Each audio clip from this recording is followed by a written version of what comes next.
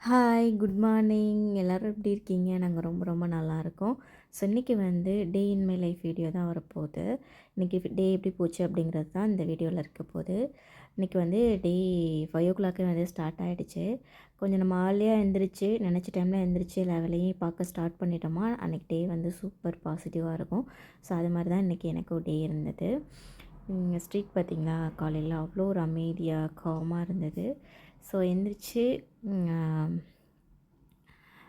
Fresh ஆகிட்டு குட்டியாக ஒரு கோலம்லாம் போட்டுட்டு, இன்றைக்கி டியூஸ்டே அப்படிங்கிறதுனால கொஞ்சம் உருளையில் பூவெல்லாம் போட்டுட்டு விளக்கேற்றி சாமியெல்லாம் கும்பிட்டுட்டு அதுக்கப்புறம் தான் வந்து குக்கிங்க்கே ஸ்டார்ட் பண்ணேன். எப்பவும் அப்படி இருக்காது. லேட்டாக எழுந்திரிச்சிட்டா ஃபஸ்ட்டு குக்கெல்லாம் பண்ணிவிட்டு அதுக்கப்புறம் தான் இந்த வேலையெல்லாம் பார்ப்பேன். ஸோ இன்றைக்கி சீக்கிரம் எழுந்திரிச்சதுனால ஃபஸ்ட்டு இதெல்லாம் முடிச்சுட்டு ரொம்ப வந்து ரிலாக்ஸிங்காக வந்து டே வந்து போச்சு.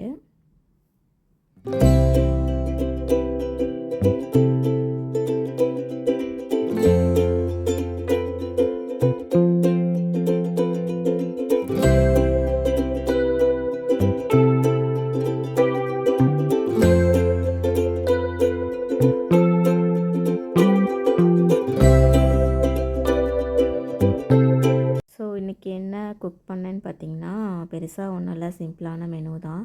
நைட்டே வந்து குலோப் ஜாமுன் பண்ணி வச்சுட்டேன். ஏன்னா இன்றைக்கி வந்து என் ஹஸ்பண்டோட பர்த்டே, அதனால் ஏதாவது ஸ்வீட் பண்ணணும்னு நைட்டே பண்ணியாச்சு. காலையில் இடியாப்பம், தேங்காய் பால், சாம்பார் அதுதான் வச்சு இன்றைக்கி வந்து பசங்களுக்கு ஸ்கூல் ஆஃபீஸ் எல்லாம் இருக்கிறதுனால எல்லாம் கிளப்பி விட்டாச்சு.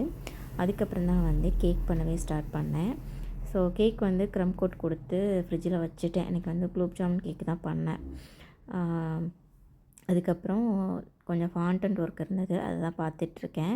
ஸோ இதை பார்த்தாவே உங்களுக்கு தெரிஞ்சிருக்கும். நான் வந்து கிரிக்கெட் தீமில் தான் கேக் பண்ணலான்னு சொல்லிட்டு ட்ரை பண்ணிகிட்ருக்கேன். எப்படி வருதுன்னு தெரியல.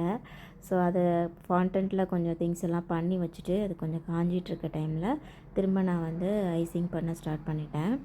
ஸோ வீட்டுக்கு தான் அப்படிங்கிறதுனால பெருசாக க்ரீம்லாம் ரொம்ப நான் யூஸ் பண்ணலை.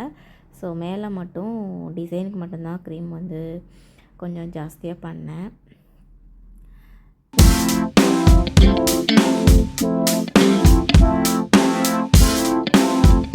இந்த க்ரீன் கலர் கொண்டு வர்றதுக்குள்ளே போதும்னு ஆயிடுச்சு. ஏன்னா வந்துட்டு என்கிட்ட லைட் க்ரீன் தான் இருந்தது. நானும் ஒரு 2 டீஸ்பூன் அளவுக்கு போட்டேன். க்ரீன் வந்து டார்க்காகவே மாறலை. ஸோ அதனால் சரி பரவாயில்ல, எதுவும் க்ரீனாக தெரியட்டும் அப்படிங்கிறதுனால இந்த கலர்லேயே வச்சு செட் பண்ணிட்டேன். அதுக்கப்புறம் நம்ம ஃபாண்டன்ட்டில் செஞ்சது எல்லாத்தையும் எடுத்து அப்படியே கேக்கில் செட் பண்ணிவிட்டு ஃப்ரிட்ஜில் வந்து வச்சாச்சு. ஸோ பார்க்க எப்படி இருக்குன்னு சொல்லி கமெண்ட் பண்ணுங்கள். கிரிக்கெட் டீம் மாதிரி தெரியுதா என்னென்னு ஏதோ ட்ரை பண்ணியிருக்கேன் ஃபஸ்ட் டைமு. அதுக்கப்புறம் ஈவினிங் தான் வந்து வீடியோ எடுக்கவே ஸ்டார்ட் பண்ணேன். ஈவினிங் வந்து 6:30க்கு மேலே ஆகிடுச்சு கோயிலுக்கு போகிறதுக்கு. அப்போ தான் வந்தாங்க. அதுக்கப்புறம் கிளம்பி டேங்க் ரோடில் இருக்க முருகன் கோவிலுக்கு தான், தண்டாயுதபாணி கோவிலுக்கு தான் போயிருந்தோம்.